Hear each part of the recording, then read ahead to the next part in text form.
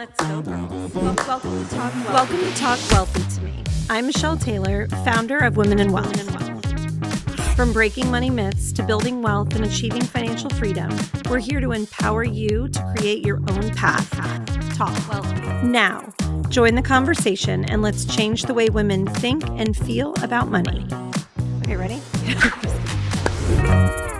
Hi, ladies. Welcome back to Talk Wealthy to Me. Today, I want to talk about something that is foundational, and that's really understanding what the 4 wealth buckets are. It's not meant to be motivational or mindset. I mean, all those things matter, inspirational, sure, but I wanted to make sure that this was approached a bit more structurally. Because if you're making good money right now, and I hope that you are, but if your household income is rising and everything's great, business is scaling, lifestyle is expanding, awesome, wonderful. You don't have structure underneath it and you're not building anything, certainly not wealth. What you are building though is exposure, and we don't want that. So one of the simplest ways that we can understand whether our financial life is structurally sound is definitely thinking about these 4 wealth buckets.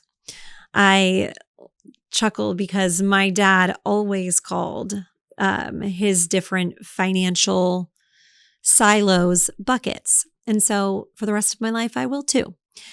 But back to business, every financially mature woman is funding all 4 of these buckets, okay? Most women, unfortunately, are probably overfunded in one and ignoring the others, and that doesn't work for us here with Women in Wealth and what we're building. Let's walk through these slowly and make sure that we understand the who, what, when, where, why on all of them, because it's something that, as you guys know, I'm super passionate about. If you're listening and you are doing something because somebody told you that you should, and you don't really know why, and you can't regurgitate it to somebody in a conversation, at least at a foundational level, do some question asking, research on your own. You need to understand. So let's do that today. All right, so bucket 1 is all about liquidity. And this is so important because liquidity is what gives us the power of options. And, you know, we've talked about this before, right? Having wealth and access to money, it lets you leave bad situations, make decisions that feel good, and aren't allowing you to say no to things or stay somewhere you shouldn't because you're financially strapped. Liquidity simply means access. It means it's cash that you can touch. And I don't mean like touch in your sock drawer or under the mattress. I mean, if you go to the bank and pull it out, you can touch it, hold it in your hand. It's cash that isn't tied up. It's cash that buys you time. Okay, and this is where some of us misunderstand what liquidity is. You may be keeping way too much in cash because it feels safe or makes you feel good based on things you've been told that don't serve you or because of your own prior money mistakes. You may also keep almost none of it because you're aggressively investing, so much so that you're also now exposing yourself to more risk than you actually need. Both of these extremes are going to create stress, and there is nothing worse than the stress that comes from money and health. And one we can control. So liquidity, ladies, it doesn't mean that you're hoarding or not being smart with your money. It's about stability. Let's think through like a real life example, okay? You're married, your spouse loses their job, or your biggest client leaves, or you need to relocate quickly. A parent becomes ill. You have to step away from your business. an opportunity to invest in something absolutely incredible and mind-blowing comes up. All of these scenarios require access to cash quickly. If you have no liquidity, you are forced to make reactive decisions, and nothing good will come from that. You may need to sell an investment in a downturn, and that's the worst time to get out of an investment. You may have to put expenses on credit cards and pay crazy interest rates. You may stay in a situation that you shouldn't be in because you can't afford to pivot. Job, relationship, friendship, any of it. If you need to go, you got to go. So this is where liquidity is really just like a fresh breath, right? It's being able to give yourself breathing room. Check in with yourself and see what needs to happen next. Now, for most dual income households, I can get behind the blanketed, advice of let's keep 6 months of expenses available. I want to put a caveat there though, and make sure that you guys understand that if you and your spouse both lost your jobs, that doesn't mean that it's living your best life of going on vacation and going out to dinner and happy hours with your friends and buying your kids that thing at Target that they desperately can't live without. When you're thinking about what expenses are coming up with this number, it's like mortgage, insurance, food, like the bare minimum. And that's a big difference in number. And that's important because I don't want you guys sitting on more cash than you need. If you live a big life when things are really good, and that big life makes $10,000 coming in feel comfortable, you don't need to be sitting on $60,000 of cash because no emergency is $60,000 that you need cash immediately. It also is just such an opportunity risk of what are you missing out on, right? And the likelihood that both people are out of a job for 6 months is not very high. So when you're thinking through that number and going with that, kind of widely accepted line in the sand of 6 months, just make sure you're counting true expenses and not lifestyle as well. Now, if you're a business owner or you're a single income household, things get a little bit different here because obviously if you're a single person or single income household and you lose your job, there's a little bit more risk there. So maybe fluffing that number up is smart. If you're a business owner, well, that's a much bigger deal because we never know what can happen. And I never want you to be in a situation where you're making not only personal decisions, but business decisions based on your access to cash or options, right? So don't think big enough that they're true guesstimates. You don't need to go down to the penny, but you want to understand what is your household burning through monthly? And you may hear this referred to as your monthly burn rate. Those are things you want to count, if you have, passes to the zoo or a theme park, if things got rough, you could cancel those. So you may not want to, but you could. And then that kind of goes into your non-negotiables, right? We want to make sure that the things that matter so much to you are still accounted for. Maybe somebody else doesn't think going to get your nails done is a non-negotiable, but for you, you talk with your hands all the time. That's me. That is something that's really important. So I would list that. But don't go too extreme one way or the other. The number needs to make sense. And once you have that lean number, that is what is needed. Having access to liquidity is going to prevent panic and stress and those wake up in the middle of the night, what am I going to do? And wealthy women are always doing what they need to do to avoid panic decisions. Bucket number 2. This is growth. And this is where wealth is actually built. It's the fun, sexy side that everyone wants to talk about. And this is the bucket that I'm going to assume most women are funding. But they may be funding it in a way that isn't strategic. Growth means that your assets are appreciating. And I want to spend a second to define that. An appreciating asset increases in value over time, or it's producing income. Examples of this may be equity in a business, even if it's a little bit. Real estate. Are you passively investing in real estate? Are you, doing long-term rentals? Lots of options there. There are ways that stocks pay you, passive income, index funds, private investments like private credit, or retirement accounts. Savings accounts are not building wealth, you guys. I want to say that again. No one is saving their way to wealth. That's not how you do it. They are preserving capital.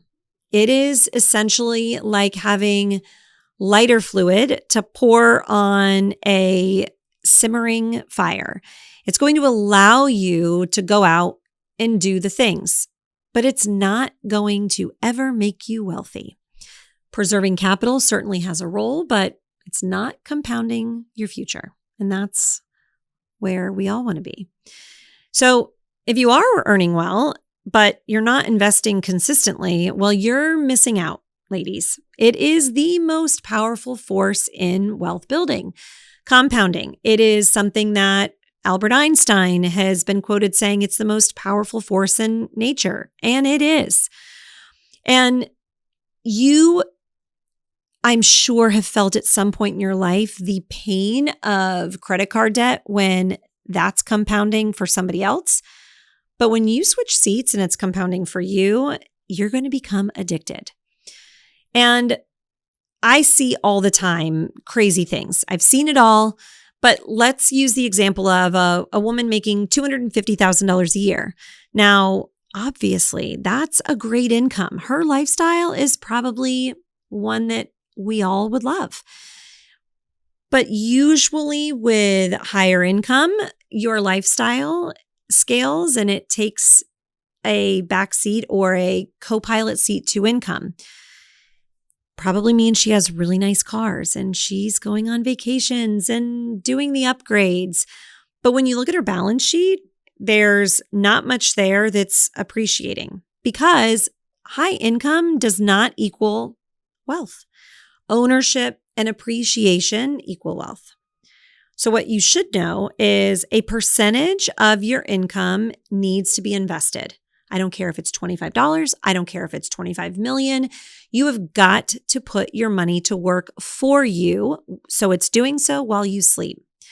You also need to know what your asset allocation is. You don't want to have too many eggs in one basket. For example, people can love real estate, but if they're only investing in real estate and something goes wrong, that could be an issue. You also need to pay attention to how your investments are performing. And I use this analogy all the time. You want to think about a man or a woman on an escalator. The escalator is always going up, but they are playing with a yo-yo. Those little yo-yos are usually quick up and downs and are not a big deal. That's what the news wants you to believe is a big deal, or social media. But the reality is we expect that when we're talking about investing. What you want to pay attention to is that the escalator is still going up, and that is all that matters. You also want to make sure that you're diversified. So if you are not able to answer those questions confidently, there is no shame in that. It just is giving you a good hint at what your next area of education and growth need to be focused on, because education and growth are intentional. Okay, so bucket number 3 is protection. And this one is the total opposite of the last, being sexy and fun and exciting. This is the bucket that women usually delay because it feels negative. It's usually tied to something going wrong, doom and gloom. And it doesn't have to be that way. And once you kind of tackle it head on, it'll start to lose that association. So get to it. But this is the bucket where insurance lives, estate planning, trust, disability, umbrella coverage. It feels like all the things that could go wrong and planning for them. But protection doesn't mean that you're being a Debbie Downer or pessimistic. It means you're taking responsibility and acknowledging that none of us know. So let's spend time talking about reality. If your spouse died yesterday, would you know where every account is? Would you know how to pay your bills? Would you know who to reach out to help guide you in that area? What if you couldn't work anymore? And I have an aunt that was, living her best life and hurt her back. And you never know what to see her today, but she's been on disability for years. And it's not because she's critically injured and in a wheelchair. She just can't sit for extended periods of time. And that limits what she can do in a traditional job setting. So what this means is not, oh my gosh, you get attacked by a shark and you lose your ability to work. It means we don't know what happens. And if your income can't continue, what happens then? What happens if someone sues you? Are your assets exposed? And this is a whole other topic. We've talked about it before. I will always talk about it. But you want to make sure that your assets are protected from each other. It's important how you own them. If you are listening and you have teenage drivers at home, this is important. You never know. So you want to make sure that you're thinking about, how are my assets exposed? What if something happened to both you and your spouse? God forbid, worst case scenario, right? Let's go there, doom and gloom. Who is the guardian that is legally documented for your children? We all like to think, oh, my sister, she's great. But what if your spouse's sister is also great and now they're fighting in court? I watched this happen with my best friend growing up, and her family was never the same. You want to make sure that you're thinking about protection as a way that you're preventing your wealth from unraveling. And this is really important. But as your wealth is increasing, your exposure to wealth is increasing and getting more and more expensive. More income, more assets, more visibility, more liability. Protection needs to scale with wealth. I would love to pretend that everybody in this world is good and true, but the reality is, if somebody sees that you're doing great, you never know what their intentions are and why they may accidentally back up into you and say that you hit their car. I mean, you guys know people are not always good. Protect yourself against that. You also need to make sure that you have updated beneficiaries. And I feel like I've been talking about this a lot lately because I've been living this personally with everything that happened with my dad. But also, I have clients that'll say, oh my gosh, I just realized I have an old 401k that has my ex-husband listed as the beneficiary. And we've been divorced for 10 years. You guys, that would be awful and sting and be terrible. Pay attention to those beneficiaries, not just on investment accounts, but on, bank accounts. Anything that is invested or money that is somewhere else, make sure that you're checking those. Also, you want to make sure that you have a will at minimum. Now, the only way to truly avoid probate is with a trust. And as soon as you start to build wealth and have some assets that are meaningful, don't even consider stopping at a will. You really should just dive in on the trust side of the train. But at the bare minimum, a will is going to give you or your people a starting point. It will go through probate, but it will help. Also, make sure that you're thinking about life insurance, term life insurance, just to replace your income. At a bare minimum, make sure that if something happened to someone yesterday, that the people they're leaving behind are not dealing with a loss and then trying to figure out how they're going to pay a mortgage or they're going to have to move. That's not fun. And term insurance is pennies on the dollar. Just do it. Disability insurance. So if you're the sole income provider of your home, make sure that you're protecting your ability to earn an income. This one is, usually provided by employers. If you are a business owner and an entrepreneur, this can be really expensive. So you want to make sure that the juice is worth the squeeze, but have the conversation. An umbrella policy, if you've got assets to protect and teenage drivers at home, even without the teenage drivers, it's just, again, something really inexpensive to protect where your insurance deductibles or coverages may fall short. This is all about discipline. It's not meant to be dramatic. Just do it. Okay. Bucket number 4 is ownership. So this is where that generational lever that we talk about, this is where this lives.